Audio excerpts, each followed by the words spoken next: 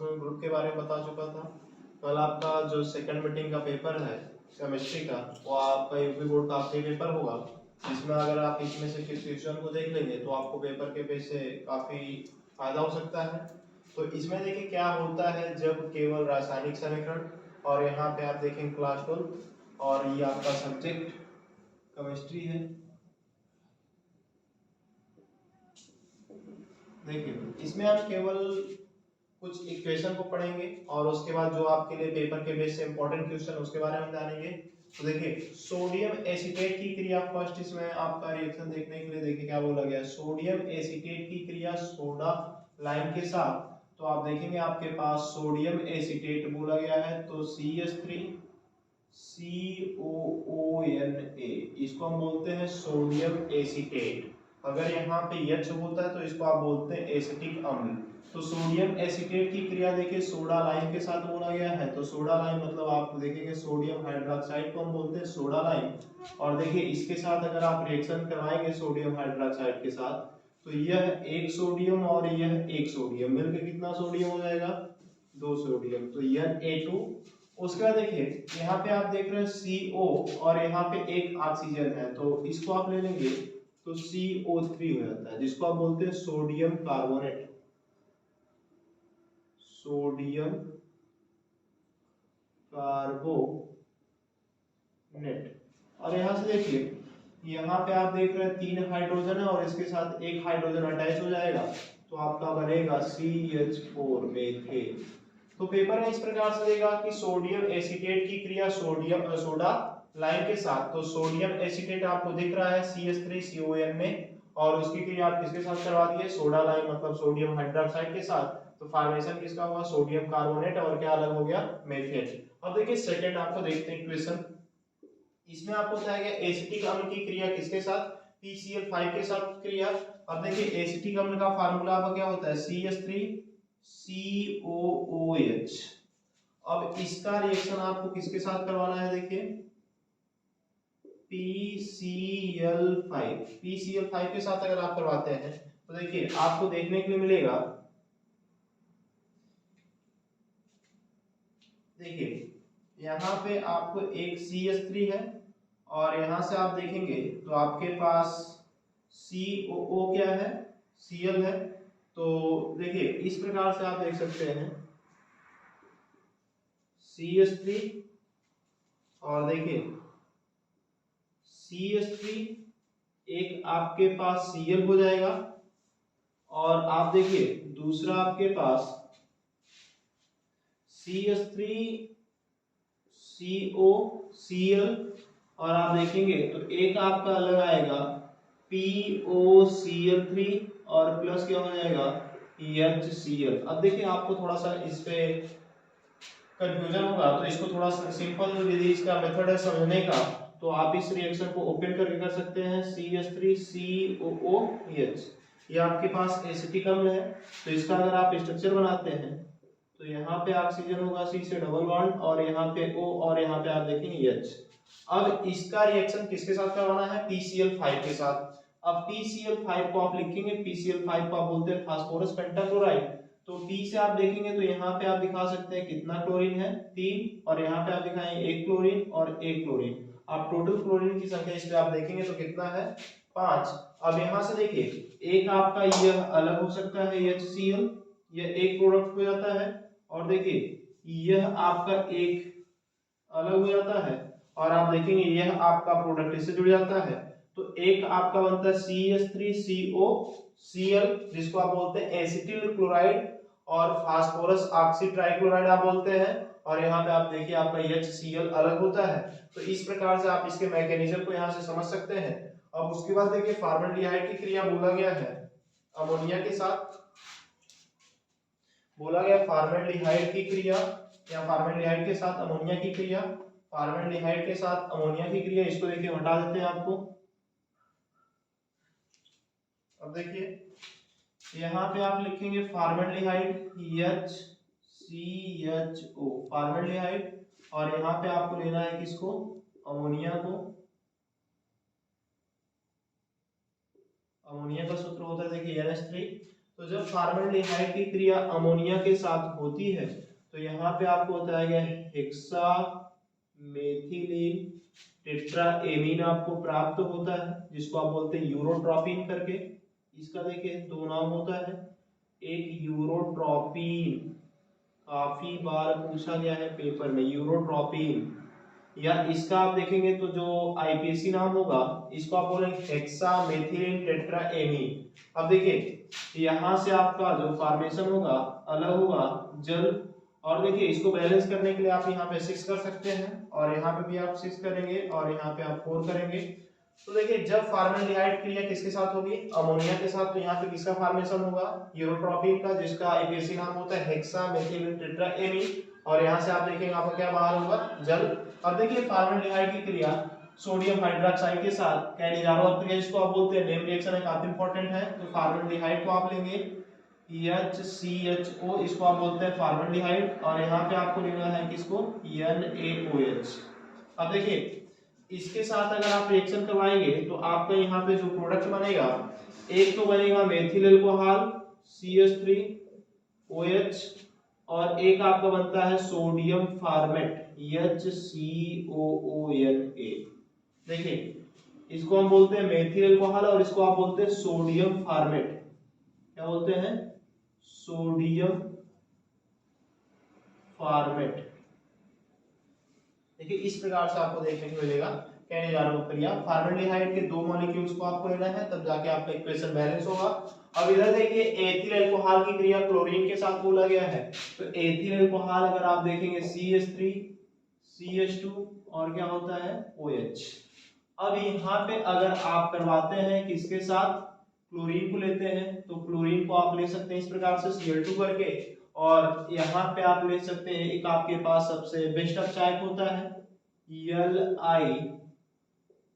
LiAH, जिसको आप बोलते हैं lithium aluminium tetrahydride, LiAH, lithium aluminium tetrahydride. ठीक, इस प्रकार से देखिए LiAlH4 करके भी आप कर सकते हैं इसको। तो देखिए यहां से आपके पास पहले तो यहाँ पे आप क्लोरीन को कितना लेंगे, 2, और देखिए यह आपके पास 2 हाइड्रोजन है, तो 2 हाइड्रोजन रिमूव हो जाता है। तो देखिए इस प्रकार से आपको प्राप्त होगा CH3 CO Cl, और यहाँ से आप देखेंगे तो आपका निकल जाएगा 2HCl। इस प्रकार से आपका प्रोडक्ट निकलेगा। तो एसिटिल क्लोराइड बनता है, और यहाँ पे डाई एथिल ईथर की क्रिया किसके साथ है, फास्फोरस पेंटाक्लोराइड के साथ। तो डाई एथिल ईथर का फार्मूला आपको पता है C2H5O, फिर आप लिखेंगे C2H5 डाई एथिल ईथर हो गया। अब उसके बाद देखिए यहाँ पे आप क्या करेंगे, इसकी क्रिया किसके साथ कराना है, PCl5 फास्फोरस पेंटाक्लोराइड के साथ। तो वही कंडीशन इसमें भी होगा। तो अगर आप देखेंगे तो यहाँ पे आपका आ जाएगा C2H5, और यहाँ से आप कर सकते हैं Cl, और कितने इसमें से 2 Cl को आप निकालेंगे, तो यहाँ पे आप देखिए एक आपके पास एक एथिल और एक एथिल में से कितना हो जाएगा, 2 एथिल, तो यहाँ पे कितना लगाएगा 2, और यहाँ से कितने क्लोरीन को आप हटा रहे हैं, 2 क्लोरीन को, तो यहाँ पे आप 2 लगा दिए तो क्लोरीन की भी संख्या 2 हो गई। अब आपके पास जो बचने वाला है इसको आप बोलते हैं POCl3। इस प्रकार से आपका प्रोडक्ट निकलेगा। और देखिए एक बार फिर से आपको हम रिएक्शन को रिपीट करते हैं, उसके बाद जो आपको इंपॉर्टेंट पेपर में उसके बारे में थोड़ा सा फोकस करेंगे। देखिए पहले आपको क्या बोला गया है कि आपको पेपर में देखने को मिलेगा क्या होता है जब, केवल रासायनिक समीकरण पेपर में देखने को मिलता है। तो इसमें आपका देखिए सोडियम एसीटेट की क्रिया किसके साथ बोला गया है, सोडा लाइम के साथ। तो सोडियम एसीटेट को आप लेंगे, यहाँ पे लिखा गया आपका सोडियम हाइड्रोक्साइड, इसके साथ अगर आप करवाते हैं तो आपको प्राप्त होता है सोडियम कार्बोनेट, और यहाँ पे आप देखेंगे सह उत्पाद के रूप में प्राप्त होगा मीथेन। अब देखिए एसिटिक अम्ल की क्रिया किसके साथ बोला गया है, फास्फोरस पेंटाक्लोराइड के साथ। तो एसिटिक अम्ल को आप लिखिए, फास्फोरस पेंटाक्लोराइड का फार्मूला आपको पता है। देखिए 2 कंडीशन आपको दिखाई देगा, एक PCl3 और एक PCl5, दोनों में से किसी के साथ रिएक्शन करने के लिए हो सकता है। तो एसिटिक अम्ल के साथ क्रिया फास्फोरस पेंटाक्लोराइड के साथ। अब देखिए यहाँ पे एसिटिक अम्ल को लिखा गया और फास्फोरस पेंटाक्लोराइड को लिखा गया, तो यहाँ पे आपको जो प्राप्त हुआ उत्पाद जिसको आप बोलते हैं एसिटिल क्लोराइड, और फास्फोरस ऑक्सीक्लोराइड अलग होता है, और यहाँ पे आप देखेंगे HCl अलग होता है। अब यहाँ पे देखिए फॉर्मेल्डिहाइड के साथ अमोनिया की क्रिया बोला गया, तो आपके पास फॉर्मेल्डिहाइड दिख रहा है HCHO जिसको हम बोलते हैं। अब यहाँ पे अमोनिया के साथ रिएक्शन करवाया गया, तो यहाँ पे प्राप्त हुआ क्या, यूरोट्रॉपिन, और यहाँ पे आप देखेंगे जल क्या होता है, अलग हो जाता है। फॉर्मेल्डिहाइड की क्रिया किसके साथ, सोडियम हाइड्रोक्साइड के साथ, जिसको आप बोलते हैं कैनिजारो क्रिया। तो फॉर्मेल्डिहाइड को आप लेंगे और यहाँ पे फिर सोडियम हाइड्रोक्साइड के साथ करवाएंगे, तो यहाँ पे आपका प्राप्त होगा क्या, मेथिल अल्कोहल, और आपको देखने के लिए उत्पाद जो होगा सोडियम फॉर्मेट क्या हो जाएगा, अलग हो जाएगा। तो इस प्रकार से यहाँ पे देखिए एथिल अल्कोहल की क्रिया किसके साथ बोला गया है, क्लोरीन के साथ। जब एथिल अल्कोहल की क्रिया क्लोरीन के साथ बोला जाएगा तो अभी क्या करेगा कि यहाँ से आपका जो हाइड्रोजन होगा उसको विस्थापित कर देगा, और यहाँ पे भी आपका फॉर्मेशन हो जाएगा क्या, आप देखेंगे एसिटिल क्लोराइड, और वहां से आप देखेंगे HCl गायब हो जाएगा। डाई एथिल ईथर की क्रिया किसके साथ बोला गया है, फास्फोरस पेंटाक्लोराइड के साथ।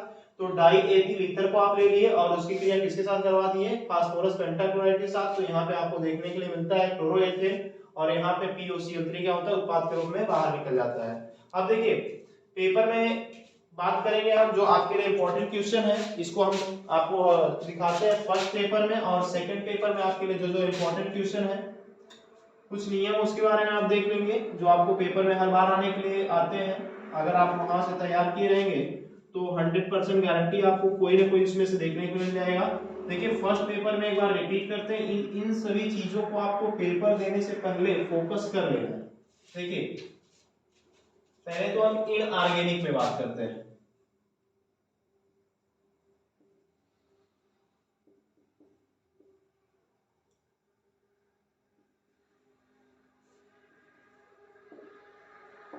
देखिए अकार्बनिक रसायन में अगर आप बात करेंगे तो ठोस अवस्था का आपका लेसन है सॉलिड स्टेट। सॉलिड स्टेट में आपको पढ़ के जाना है ठोस क्या होते हैं, ठोस का वर्गीकरण क्या होता है, और आप बात करेंगे तो जो उसमें एकक कोष्टिका क्या होती है, और आपको काफी सवाल भी देखने के लिए मिल सकता है, और उसमें FCC BCC, देखिए इन सभी का नाम पूछा जाता है, BCC का, FCC का, ECC का, मतलब ये आपको 60 में देखने को मिल सकता है। और उसके बाद एकक कोष्टिका क्या है, फिर उसके बाद आपको जालक पूछा जा सकता है, और आपसे पूछा जा सकता है कि जो उसमें आपको फलक केंद्रित काय को मतलब उसका डेरिवेशन करने के लिए दे सकता है। तो इस प्रकार से आपको ठोस अवस्था में सब देखने के लिए मिलेगा। उसके बाद आपका आएगा जो सेकंड लेसन आपका होता है विलयन। तो विलयन का लेसन आपके लिए काफी इंपॉर्टेंट है, उसमें आप बात करेंगे तो जो न्यूमेरिकल के लिए नॉर्मलता, मोलरता, फॉर्मलता, ये सब आपको देखने के लिए मिलेगा। तो उसमें एक तो सवाल आपको देखने को मिलेगा। और विलयन के लेसन में अगर आप बात करेंगे तो हेनरी का नियम, राउल्ट का नियम,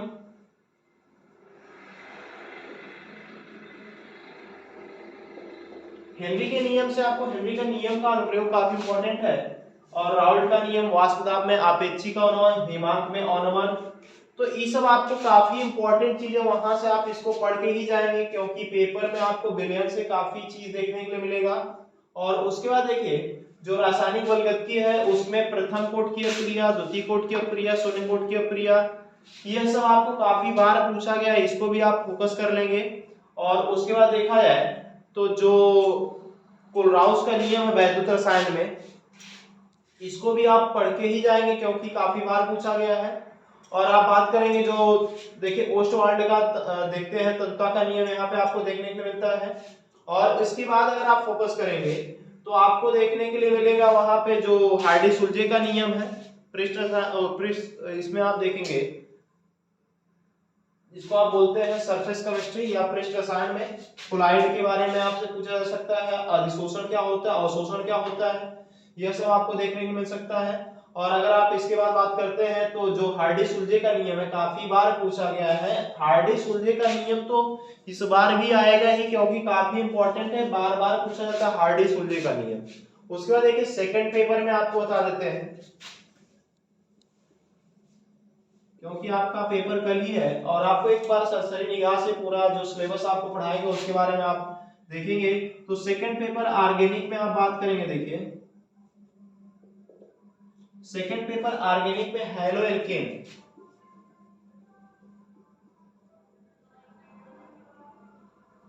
हेलो एल्केन के बारे में काफी डिटेल से पूछा जाएगा, इसका वर्गीकरण भी पूछ जाता है।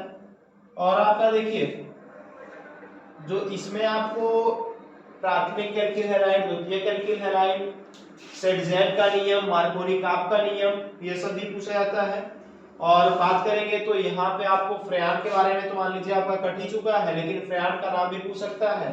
और क्लोरोफॉर्म के बनाने की विधि ये सब आपको देखने को मिलेगा, लेकिन यहाँ पे जितने भी रासायनिक संकरण ये सब आपको देखना जरूरी है। और देखा जाए तो देखिए हम आपको केवल सेकंड पेपर में जितने भी नेम रिएक्शन उसका नाम बता देते हैं। जैसे देखिए गाटर मानक क्रिया, रोजन मुंडक क्रिया, साटन बाउमानक क्रिया, और आप बात करेंगे तो जो हुंस डिकारक क्रिया होता है, और आप देखेंगे तो जो अभी कैनिजारोव क्रिया पढ़वे किए हैं। और उसके बाद देखिए यहाँ पे थोड़ा सा जो आपको देखने को मिलेगा एमीन से भी काफी देखने को मिल जाता है। और आपको प्रयोगशाला विधि कोई भी सचित्र वर्णन करने के लिए दे सकता है। भौतिक और रासायनिक गुण भी पूछा जाता है। तो जितने भी केमिकल आपको इनको थोड़ा सा इनका भौतिक और रासायनिक गुण पढ़ के ही जाएंगे। और उसके बाद देखिए प्रयोगशाला विधि में डाई एथिल ईथर बनाने की प्रयोगशाला विधि काफी बार ये भी पूछ लिया जाता है। और उसके बाद देखिए आपको उपयोग भी पूछा जाता है। तो उपयोग में जैसे अभी मान लीजिए अनुनाद दे देता है, समवायता दे देता है। तो अनुनाद भी आप पढ़ चुके हैं, समवायता भी पढ़ चुके हैं, ये सब आपको क्लास 11th में बताया गया और क्लास 12th में आपके सिलेबस में है। तो आपको जो समवायता पढ़ना उसी के बारे में, जैसे देखिए श्रृंखला समवायता, स्थान समवायता, क्रियात्मक समवायता, प्रकाशिक समवायता, ये सब आपको देखने को मिल जाता है। तो जितने भी चीज आपको देखने के लिए मिलते हैं वो सब आपको क्लास 11 से कुछ मैच करते हैं। तो अगर आपको देखा जाए तो केमिस्ट्री में कुछ लोग भयभीत हो जाते हैं। 70 में अगर आप फोकस करेंगे तो आपका 60 नंबर अगर भी आता है तब भी आप बेटर करते हैं। थोड़ा आपको कंसंट्रेट होकर पेपर देना है और आप जो लिख रहे हैं उसको फोकस करके करेंगे। और बाकी जो अपनी चीजें हैं उसको आप पेपर से पहले थोड़ा सा देख लेंगे। और पेपर जब आपको देना है तो 1 घंटे पहले अभी नहीं कि आप पढ़ते हुए जाएंगे तो स्किप करने का चांस होता है। और केमिस्ट्री में काफी लोगों को डर भी लगता है, और जिसका माइंड सेटअप हुआ वो अच्छी तरह से नंबर अर्न करता है। इसी के साथ देखिए मैं अपना वीडियो यहीं पे समाप्त करता हूँ। और आपका केमिस्ट्री का पेपर आएगा और अच्छी तरह से आप पढ़ाई किए होंगे और इसके बाद आपका पेपर समाप्त हो जाएगा और आगे भी आप तैयारी कर सकते हैं। धन्यवाद।